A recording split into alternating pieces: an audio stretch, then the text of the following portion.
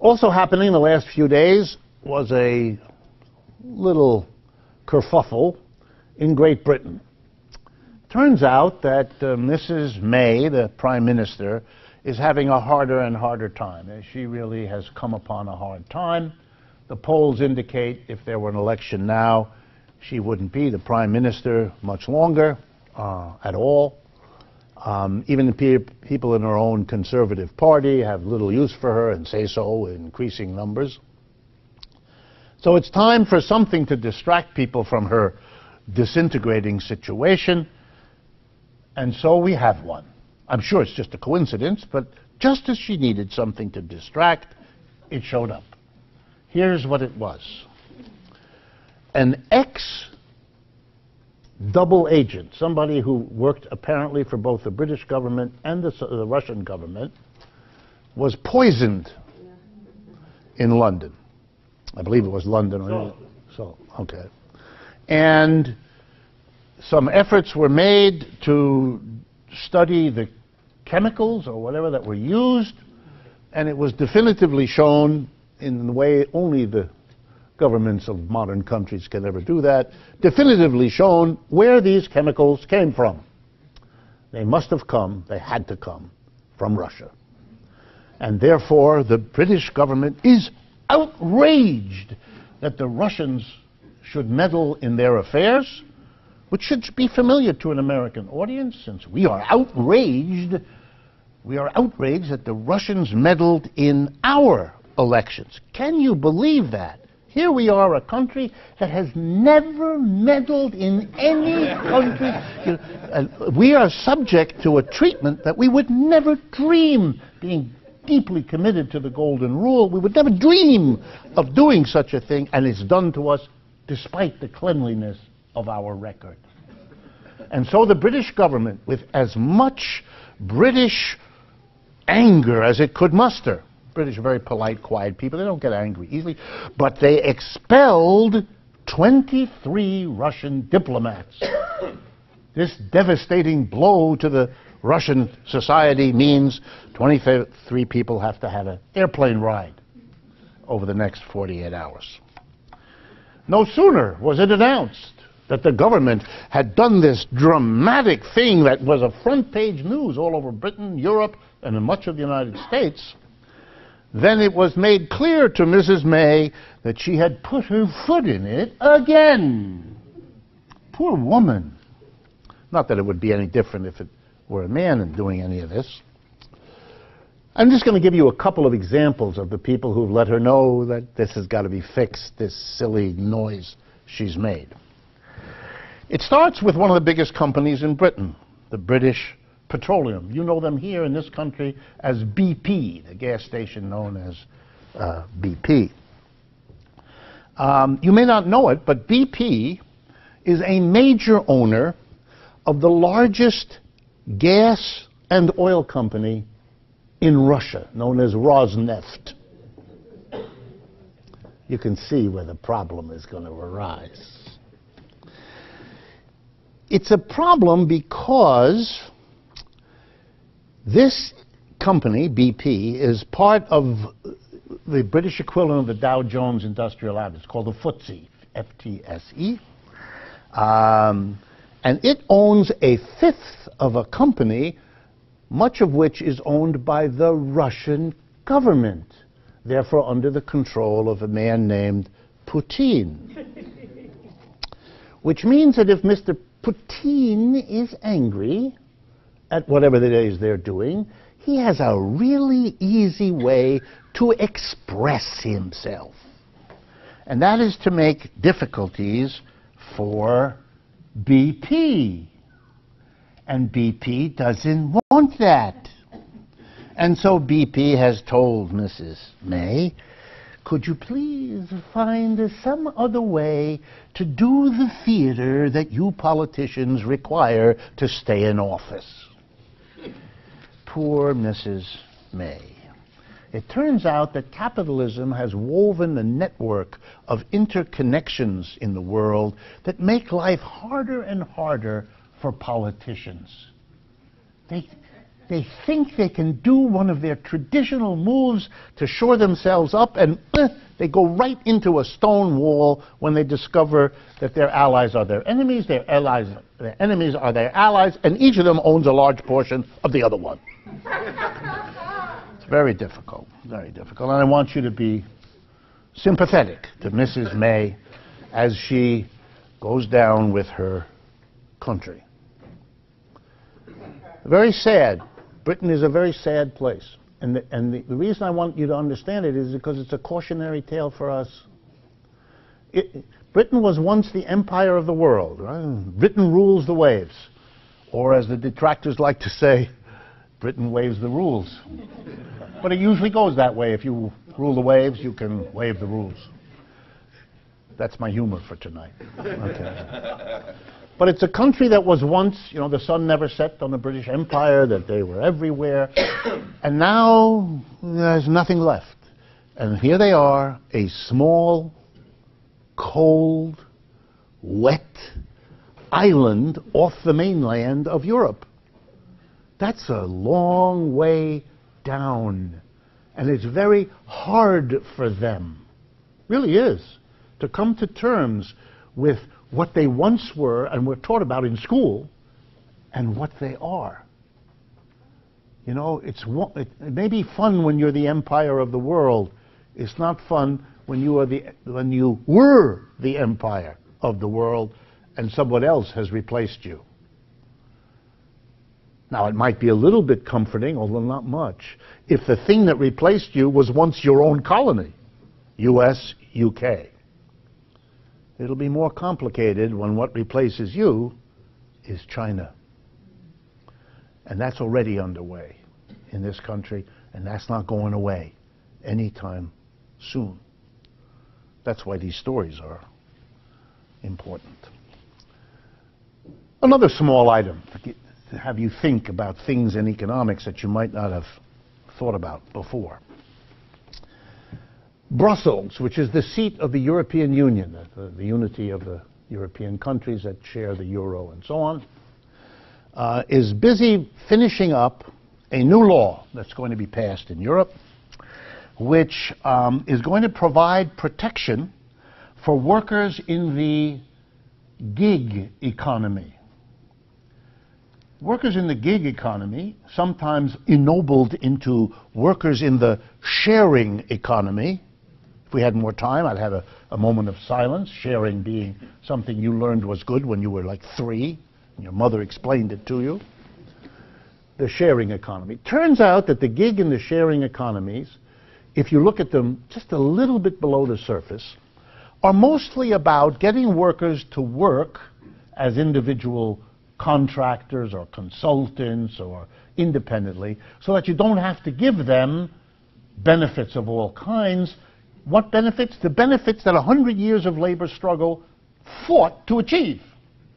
Certain hours, certain pay scales, certain holidays, certain medical coverage, you know, pensions, all the rest.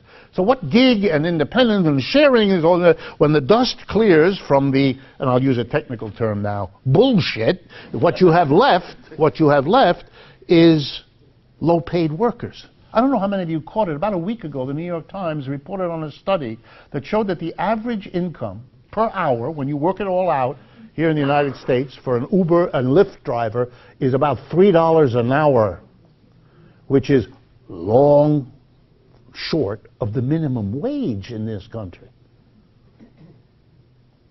In Europe, this bill, about to be passed, will guarantee protection for workers for what are called their irregular workers, bicycle couriers, Uber drivers, and so on.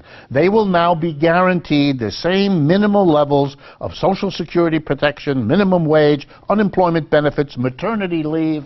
Oh, footnote. In Europe, hold on, now this is going to shock you.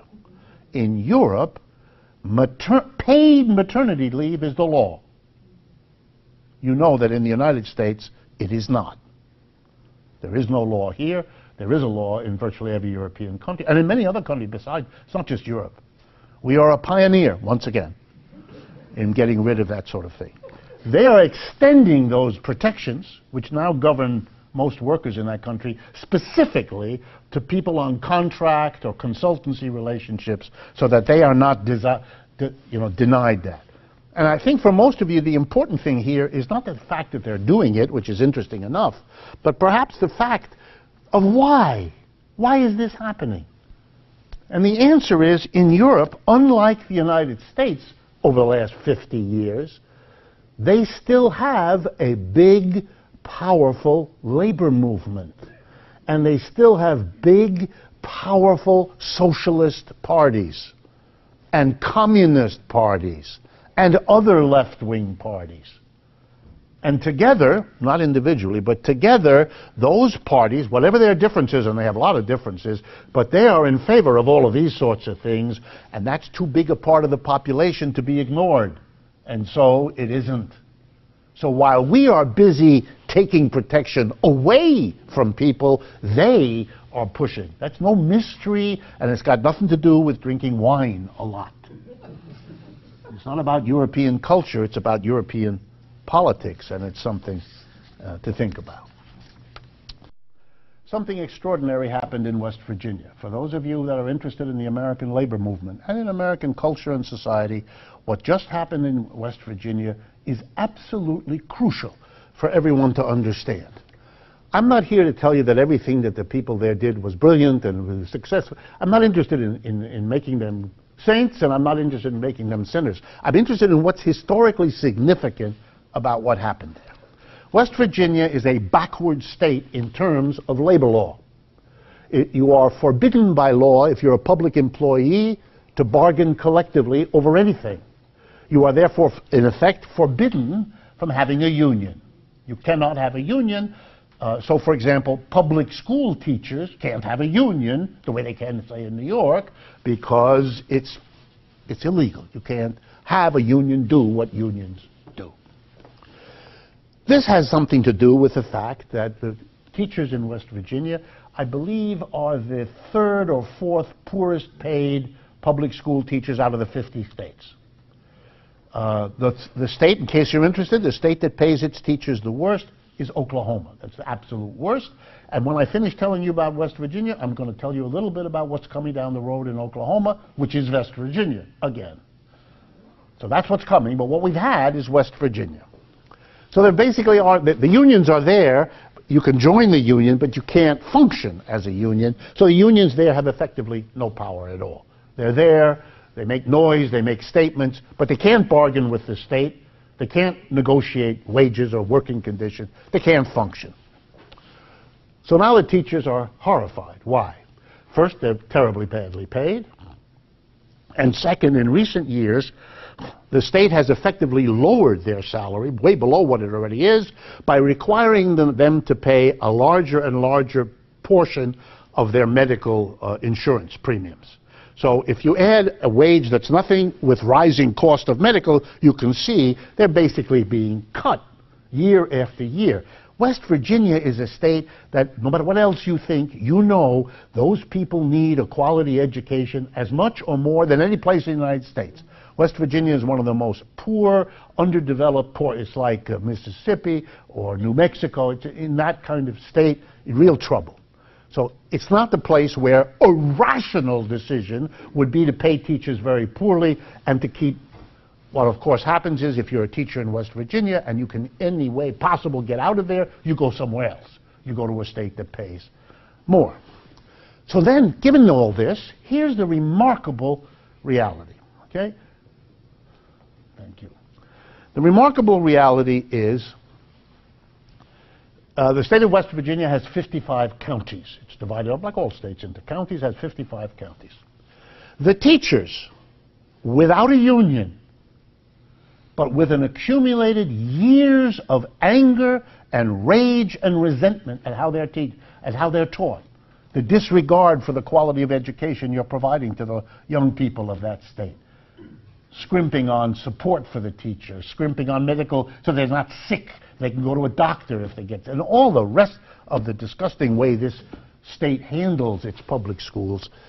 They've had it, and they decide to organize a strike, which is not legal, and having no union. And they did. And they did it in every single one of the 55 counties who struck on the same day with the same set of demands. And when the state legislature said, we won't bargain with you, they kept the strike going. They forced the state to bargain. Then the state said, we'll give you 4%, not the 5% they'd asked. They said, we're not going back. And they held all 55 counties. Any union in this country that's honest would tell you that they would be very proud if they had pulled such a thing off. 100%, every county, solid down the line, nobody broke, nobody went back to work, nobody was intimidated. Wow.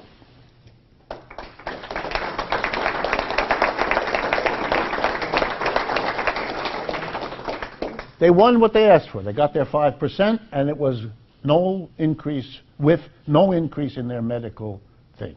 Is that enough? No. Does it overcome their bad position? No. But it is an amazing victory, which reminds us, or should, that in the end, what makes a union strong is that attitude, that courage, that solidarity of those workers who finally had had enough.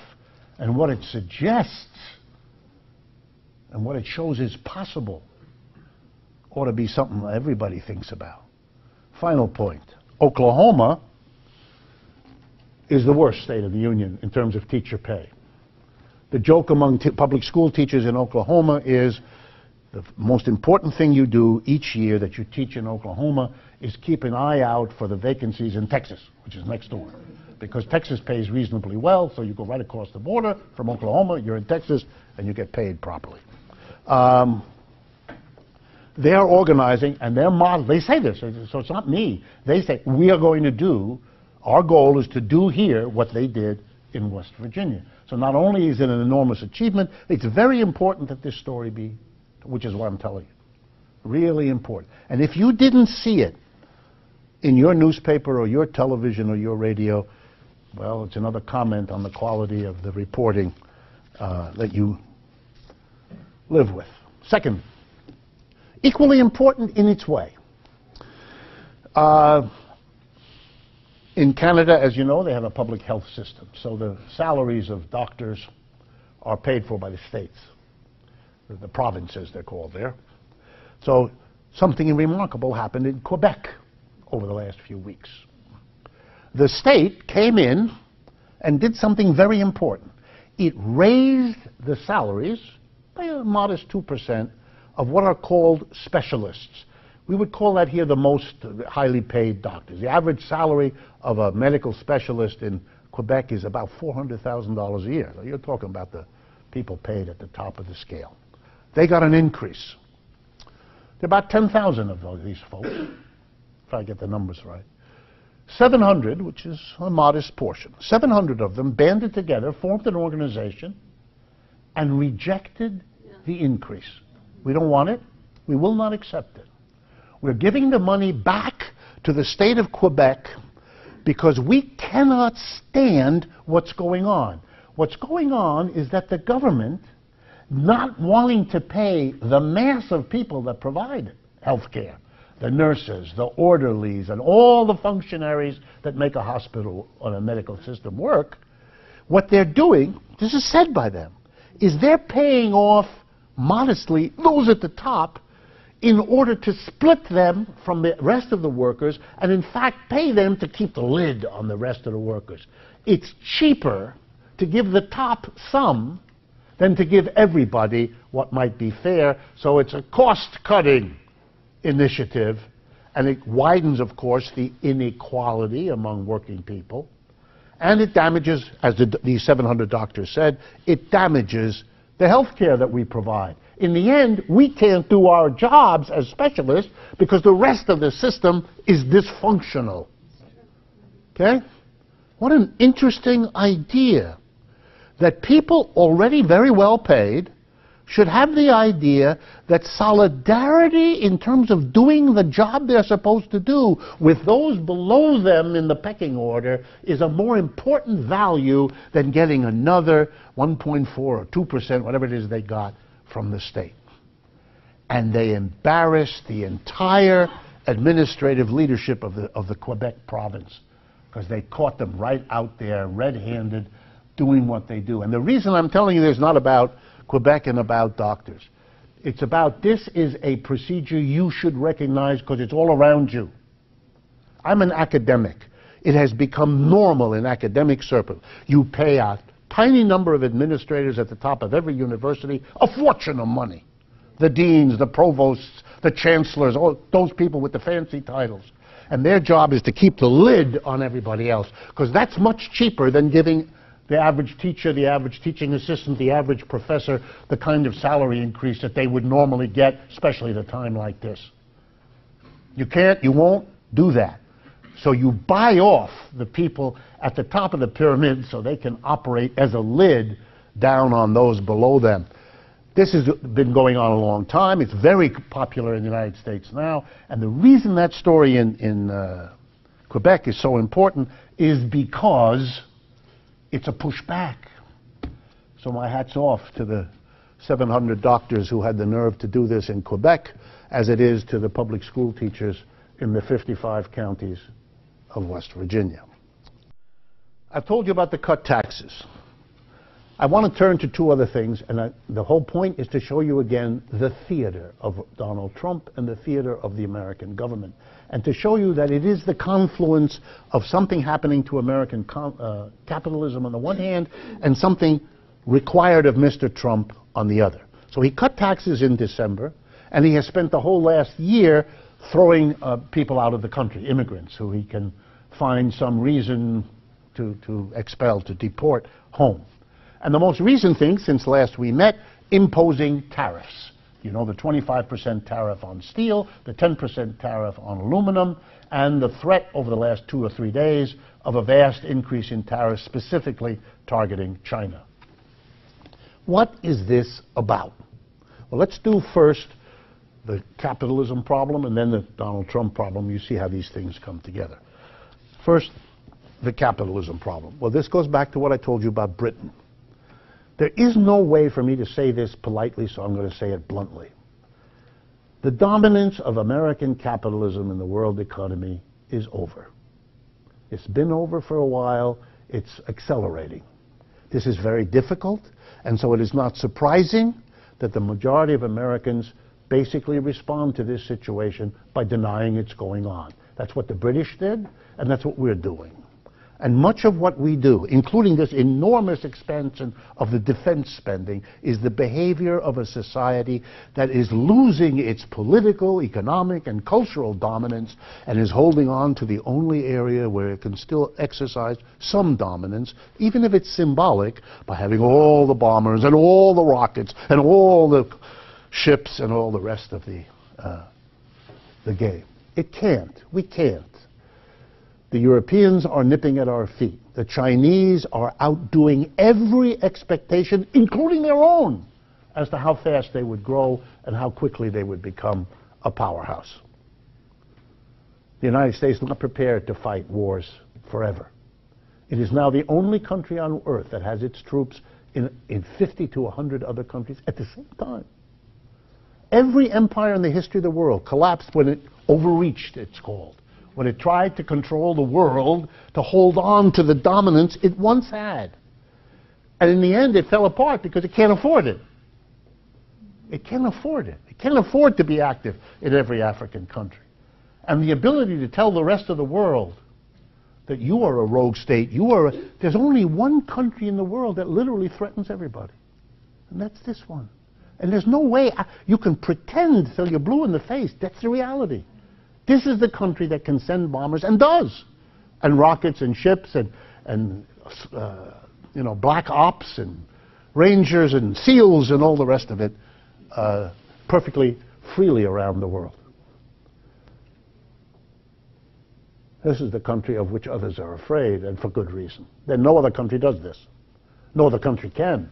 No other country can afford it, neither politically nor economically. And we probably can't either, but we are determined to try. And that's a very, very dangerous situation. It means that there's the investment in whatever might make this economic system last a good bit longer. Heavy investment in technological change, heavy investment in developing the skills and inventiveness of our own people by investing in education, not divesting from education, and so on. We're not doing those things. And so the reality is we're not solving the problem. Defense is a use of your creativity for something that sits in a silo until it rusts or gets shot into the middle of a desert someplace, killing 11 people who were having a wedding. What is this? Here's the problem that's so important.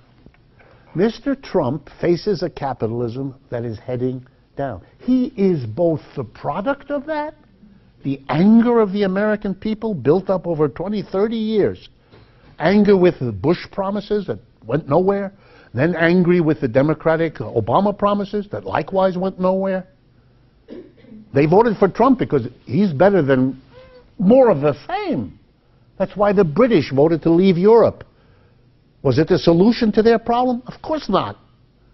But they were so angry at the elite that had brought them where they were that when the elite said, you must stay in Europe, they gave the elite the finger and voted against them. 2 weeks ago, while we were in our interregnum, there was an election in Italy. For those of you who paid attention, same thing. The traditional parties, out. And the new ones, the critical ones, the ones whose only political message is, we're not like them. Vote for us, we're new, we're different, we're fresh. And you have the same thing in Germany. Germany used to be governed by two parties like we did, Republican and Democrat, only there it's called Socialist and Christian Democratic. They used to get 3/4, 4/5 of the vote. They can't even get a majority now. They barely have a majority with the two of them together. It's called a coalition government in which the CDU, the Christian Democratic Union, together with their Bavarian partner, and the Socialists together have a bare majority.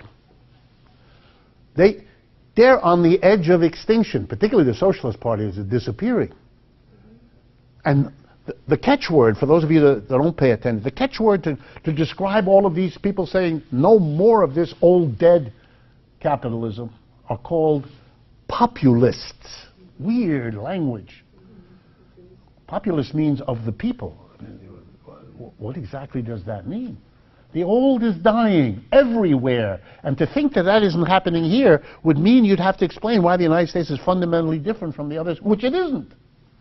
So it is happening here. That's what Trump is. Trump is an angry working class saying, screw you, Bushes and Clintons and all of that. We're going with this weird guy. How much worse can he be? Well, we're learning. How much worse can he be? But the truth of it is, he's stuck in the same system as the other ones were. He's no big difference. He's really more of the right-wing republicanism. It's Bush, a little heavier. Or Bush is Trump light. And that's not going to solve anything. He's not solving anything. And the more he can't deliver the jobs, the incomes, everything he promised, the more he has to do theater. He has to substitute symbolism. He has to substitute symbolism for reality because he can't fix the reality. That's not within his power. It's not even his fault. He couldn't if he wanted to, and he probably doesn't want to. So here's the theater. Act as if you're making a change and blame the failure for that things to change on a conventional, plausible scapegoat. And the most plausible scapegoat in all these societies has always been the foreigner, the other. So here we go. Immigrants are foreigners. See? They came here, but they belong there. They're foreigners, and if we just get rid of them, we'll solve our problems. Notice, the bad guy is the foreigner. Jump now 2 weeks ago. The bad guy is the foreign trader, which is why we have to punish them with a tariff. If you're a foreigner bringing goods in here, we're going to make you pay 25% tax if you're bringing steel and 10% tax if you're bringing aluminum. We're punishing, and if you listen to Trump, and they cheat. The United States said, like a kid who's 11 years old on the playground, having just lost his last flipping card, getting angry at Peter over there because Peter cheated. If you know anything about international trade, you'll know it's an exercise in cheating. Everybody's cheating. They always have cheated. The trick is, how do you cheat? And everybody cheats, and this is silly. It's like being angry at foreigners because they breathe. But it's a foreigner. It's the bad other that's holding us back. Listen to Trump. These are bad deals we made with them. They're holding us back. We could be, we would be, we can be, and I am the president who sticks it to the foreigner so we can expand it. He's got the blame. He knows who the bad guy is. Meanwhile, he is the chief. He's really doing things. He's sticking it to them. His predecessors, Obama and Bush, they were pushovers. They made bad deals. Nobody in their right mind believes. The same people, by the way, who actually write the deals in the world are doing it now as they were doing it before. These are career civil servants. They don't change. People at the top do, but the people who do all the work don't. It's all silly, but it's very, very powerful. It's the attempt of a society in denial to avoid having to confront where they are and what it means. Last point. Why is it important for Mr. Trump to be doing this? Here's the answer. Mr. Trump becomes president without a base of support. The bulk of the Republicans are what they've always been. Bush, and whatever the other names were. And the Democrats are Clinton, and the dark Clinton, Mr. Obama. Okay? That. Mr. Trump didn't have either of these. So Mr. Trump, if he wins the election, which, believe me, surprised him as much as it did all the rest of us, he basically has said so. Not that that means anything, but he said so. So imagine yourself a president who wins without winning. He has no base. His survival depends on getting a base. He's got to make parts of this society who didn't give a damn about him become attached to him, support him, are excited about him. And that's what he's done from day one. First thing he did was up the defense spending. That's smart. That means the military, who could bounce him out of there in 10 minutes, are not going to do it. Because he's giving them more. If you look at the budget, he gave them more than they requested. So he's a friend of the military. The next thing done, he had promised everybody he would get rid of Obamacare. He couldn't do it. Okay? Once that was defeated, he went and he gave to the capitalist class, the employer class, the biggest tax cut on their profits they'd ever seen in 1 year. That made them his allies in a way they weren't before. Here's what the Republican campaign will be for the next 2 years. Whatever you see in the paper, here's the real campaign. Don't vote against Trump, because if you do, he will bring back the taxes to what they were, the Democrat, before Mr. Trump. So you, Mr. Businessman, and you, Mrs. Businessman, you better understand that the profits you're earning now with the low taxes, those are going to disappear if you vote for the Democrats. And whatever else, you understand? The Democrats will undo what the Republicans did. That'll be a devastatingly powerful message to give across. That's why he has to waffle on the NRA. He needs the base. That's why he has to endorse white supremacists. He needs, the man has no support. And of course, he doesn't care about the long-term effects of a tariff. So sad. You watch the New York Times. Tariffs sometimes have these kinds of effects. That's not what this is about. This has got nothing. He could care less. He doesn't know. His advisors tell him one thing or the other. He gets deaf. That's not interesting to him. These tariffs have an important effect. If they go through the way they have, every steel company in this country is for Mr. Trump. He doesn't mind that the other companies, like the car companies that buy steel, will have to pay a higher price. He didn't have them anyway. Car companies don't like him, never did. They're grateful to Mr. Obama because he bailed them out in 2008 with vast amounts of our money. They don't need him. He knows that. He's got to find allies. And tariffs split the capitalist class. Those who benefit from having the protection will be his supporters. And those who don't, he didn't have them anyway, because this is just good politics. What the long-term effects are irrelevant to him. And that's perhaps the worst piece of information for you all to digest. You are living in a society whose political structure enables a person to pursue this need to stay in power, no matter what the consequences, at a time when this society is in desperate need of a change of direction, or else it's going down. And it's taken all of us with it.